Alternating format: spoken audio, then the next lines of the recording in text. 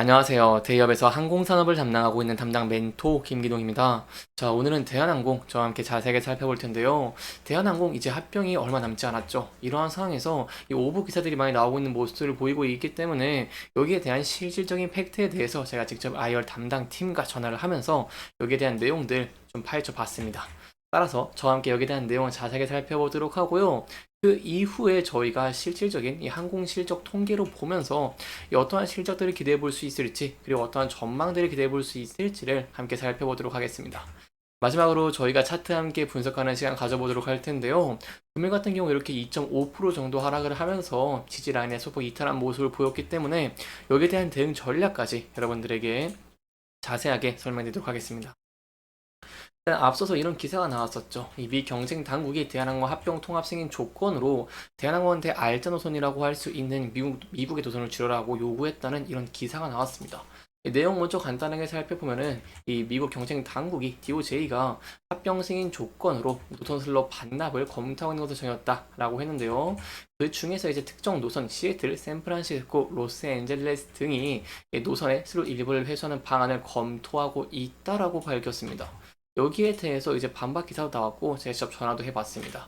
이 실질적인 내용이 어떤 게 있냐라고 한다면 여기에 대한 조건이 사실이 아니다라고 나왔습니다. 제가 직접 전화를 해본 결과 IR 담당팀의 답변은 바로 현재 미국 합병 승인 같은 경우에는 제가 저번에 말씀드린 바와 같이 아직 뚜렷한 과정은 없는 것으로 보이고 있고요. 그렇기 때문에 저희가 지켜볼 포인트는 대한항공이 10월쯤에 이제 미국의 합병 승인을 완료를 한다고 했는데 여기에 대한 공시라던가 이런 내용들을 좀 저와 함께 기다리면서 지켜봐 주시는 게 좋을 것 같습니다. 그 이후에 제가 물어봤던 부분이 바로 이 부분입니다.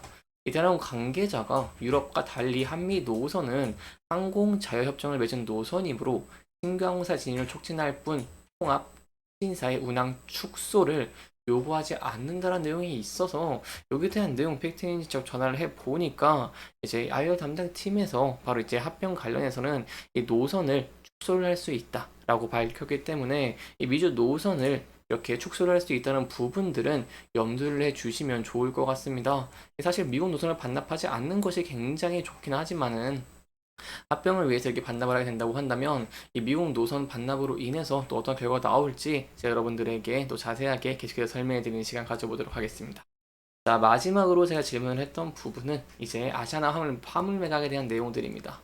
여기에 대해서도 이제 제가 저번에 말씀드린 바와 같이 이 똑같은 내용들이기 때문에 추가적인 내용이 나온다거나 한다면 제가 또 여러분들에게 자세하게 설명해 드리도록 하겠습니다. 그렇다면 저희가 지금은 또 어떠한 부분들을 지켜볼 수 있을까요? 이제 실적 시즌이 다가옴에 따라서 대한항공이 좋은 실적을 낼 수 있을지 좀 지켜보는 것이 굉장히 중요하다고 볼 수 있겠는데요. 그러기 위해서 제가 직접 항공 통계를 가져왔습니다. 이 보시면은 위에 보이시는 표가 23년 2분기고요. 밑에 보이시는 표가 24년 2분기입니다. 공급석 같은 경우 소폭 증가한 모습을 보여줬고 운항과 여행 같은 경우에도 소폭 증가한 모습을 보여줬습니다. 좀 아쉬웠던 부분은 이제 여객적인 부분에서 큰 폭으로 증가하는 부분들을 기대를 해봤는데 이런 부분은 소폭 아쉽다라고 할 수 있겠고요. 또한 화물 같은 경우에도 이제 23,000톤에서 이제 24,657톤에서 23,000톤으로 좀 줄어들었다라고 볼 수 있겠습니다.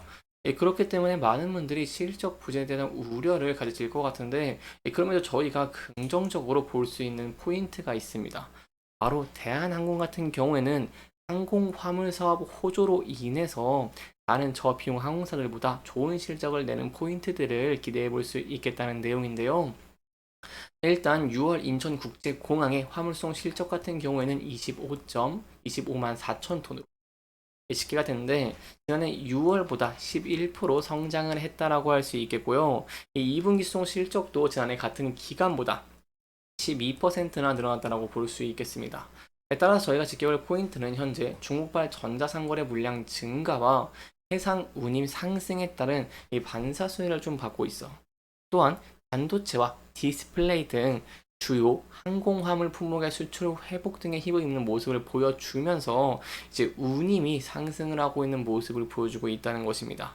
그렇기 때문에 저희가 여객적인 부분을 소폭 부진하거나 그럴 수도 있다고 하더라도 2분기에 항공화물 실적 호조가 기대가 되기 때문에 이러한 면들로 인해서 긍정적인 실적을 낼 수 있을지에 대한 여부를 함께 지켜봐 주시는 게 정말 감사할 것 같습니다.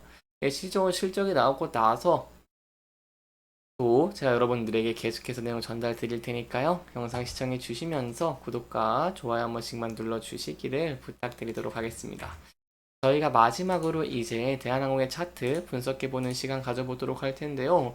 대한항공의 차트를 저와 함께 보시면 이렇게 금일 같은 경우에는 2.49% 하락을 한 모습을 보였습니다. 따라서 차트를 소폭 크게 봤을 때 앞서서 지지와 저항을 받았던 구간대가 있죠.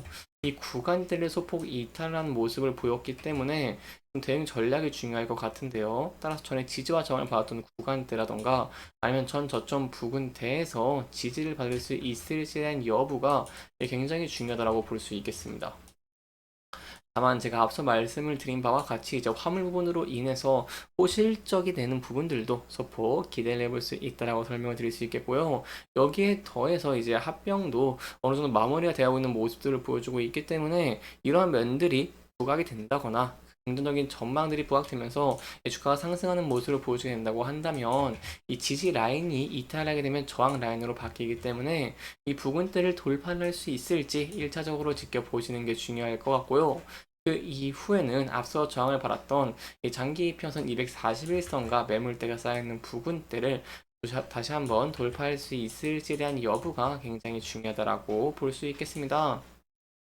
저희가 추가적으로 좀 수급적인 측면을 보시면은 최근에 이렇게 외국인들이 계속해서 많이 매도를 하고 있는 모습을 보이고 있습니다. 그렇기 때문에 이 외국인들의 매도세가 언제쯤 끝날 수 있을지, 그리고 이제 기간계의 매수세도 좀 다시 돌아올 수 있을지, 여기에 대한 여부가 굉장히 중요하다고 볼 수 있겠고요. 이렇게 만약에 견조한 수요가 뒷받침이 된다고 한다면 추가적으로 상승할 가능성도 높아지는 것이기 때문에 여기에 대한 내용도 저와 함께 계속해서 지켜봐 주시면 정말 감사할 것 같습니다.